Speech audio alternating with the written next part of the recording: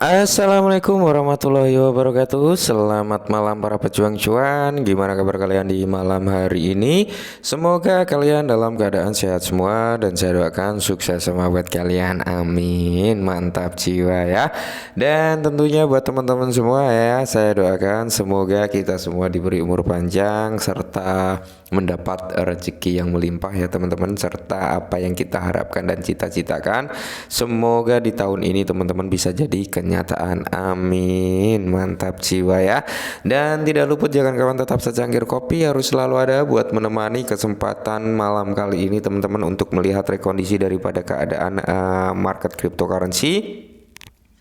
Yang dimana kalau kita lihat bersama teman-teman belum ada perubahan ya, negara api masih menyerang teman-teman ya. Kita lihat hampir merata semuanya merah merona-rona meskipun ada kenaikan persentasi ya.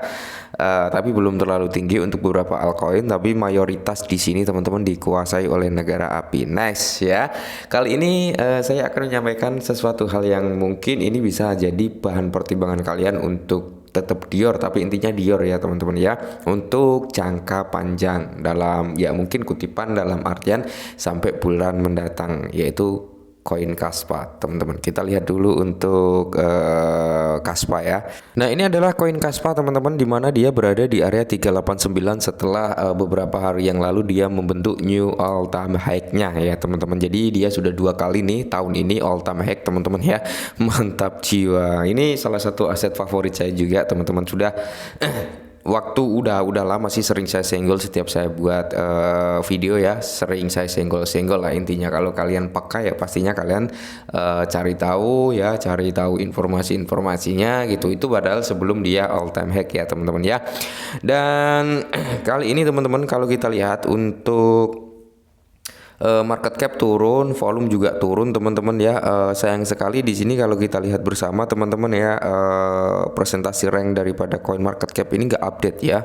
Lebih cepat update di CoinGecko sebenarnya. Entah kenapa coin market cap kok kayak gini, banyak sekali lah ya aset-aset yang update-nya itu terlambat, presentasi ranknya juga nggak update itu banyak teman-teman. Oke, ini adalah grafik daripada Kaspa teman-teman. Kalau kita lihat secara overallnya semuanya ya, dimana dia membuat all time high pertamanya itu di sini teman-teman ya. Nah di sini di bulan 4 ini kalau kita nggak salah ya, di bulan 4. Terus di bulan Agustus ini teman-teman ya, dia membuat all time high yang kedua, dan saat ini sedang terjadi retracement atau koreksi. Nah jadi lebih simpelnya kita lihat dulu untuk real chartnya. Nah ini sebenarnya sempat kita bahas juga dulu ya teman-teman ya, udah ada sebulan kayaknya kita bahas Kaspa ini teman-teman, yang dimana kalau kita lihat all time high pertama yaitu di sini teman-teman ya. Ini adalah all time high pertama daripada Kaspa di sini teman-teman, dan ini adalah all time high kedua ya. Jadi dalam setahun ini dia all time high dua kali teman-teman. Semoga saja teman-teman nanti akan ATH lagi. Oke, kenapa saya bahas Kaspa teman-teman? Kaspa ini adalah koin yang berbasis PO ya teman-teman, Proof of Work. Jadi dia bisa ditambang gitu teman-teman, dan ini kalau menurut saya pribadi ada potensi jadi naga juga nih tahun 2025 nanti. Amin ya. Mengingat supply totalnya ya, supply totalnya kalau nggak salah 28 miliaran teman-teman, itu untuk supply totalnya ya. Dan di sini kalau kita lihat bersama teman-teman, dia sedang terjadi koreksi ya setelah dia membentuk new all time high-nya. Jadi ini hal wajar teman-teman, ketika aset membentuk ATH pasti akan terjadi koreksi. Nice, koreksi dia sudah masuk di liquid premium-nya, yaitu di level 50 teman-teman. Dia sudah masuk, habis itu ada pantulan lagi ke atas. Next target kalau dia nggak mampu bertahan teman-teman, maka dia bisa jebol di area 618 ya. Ini adalah area-area yang bisa jadi area pantul yang saya beli marking ini teman-teman ya, bisa jadi area pantul lagi ke atas gitu. Mantap jiwa. Jadi buat teman-teman semua banyak yang bertanya, bang coba bahas Kaspa ya, ini kita bahas. Oke, jadi kalau kalian ingin DCI masuk ya bisa ambil entry di kepala sini teman-teman ya, di area 618 ini ya, entah kepala 33 atau 35 lah, 35 sampai area 32 kalian bisa entry di kepala itu ya. Siapa tahu dia turun lagi sampai ke situ, habis itu mantul lagi ke atas ya. Tapi ingat untuk long term teman-teman ya, mengingat di sini kalau kita berbicara komunitasnya sangat solid. Kenapa saya bilang solid? Karena gini ya, setiap Kaspa melakukan crowdfunding ya, penggalangan dana untuk terdaftar di suatu bursa ya kan, pasti itu selalu tercapai teman-teman. Banyak sekali donasi-donasi ya yang masuk ke dalam crowdfunding tersebut untuk mendukung pelistingan di suatu bursa ya untuk si Kaspa ini. Dan udah ada beberapa pertukaran yang melisting Kaspa ini secara sukarela ini ya. Mantap jiwa, termasuk ada Max Global juga ya yang melisting secara sukarela teman-teman. Nah, jadi di sini ada informasi yang cukup menarik ya, langsung kita bahas ya. Jadi dikutip dari YouTube ya teman-teman, di mana pedagang legendaris Peter Brand menimbang aktivitas harga Kaspa. Oke, mantap ya si Peter Brand. Kaspa dibangun di atas protokol Gosdak ya teman-teman. Jadi Kaspa ini berada di protokol Gosdak teman-teman, generalisasi algoritma konsensus Bitcoin. Ini yang sangat mantap ya, bisa dikatakan ini Kaspa tercipta itu untuk melengkapi kekurangan yang ada di dalam Bitcoin gitu teman-teman ya. Jadi di sini teman-teman ya, perdagangan veteran Peter Brand mengomentari aksi harga Kaspa koin asli Kaspa solusi lapisan 1. Nah, jadi menanggapi permintaan pengguna Twitter baginya ya untuk mengungkapkan pemikirannya tentang Kaspa sebagai kartis terkemuka. Nah, Brand berkomentar positif tentang Kaspa, mencatat aset kripto pasti dalam tren bullish yang kuat ya. Mantap jiwa. Ingat ya, Kaspa ini kalau nggak salah loh ya, kalau salah mohon dikoreksi teman-teman ya. Dia itu memiliki rencana untuk membuat smart kontraknya gitu teman-teman ya. Tidak menutup kemungkinan itu pun dapat dukungan positif dari para komunitasnya ya, ketika Kaspa mau membuat smart kontraknya. Ketika dia mau buat smart kontraknya kan akan semakin mantap jiwa ya.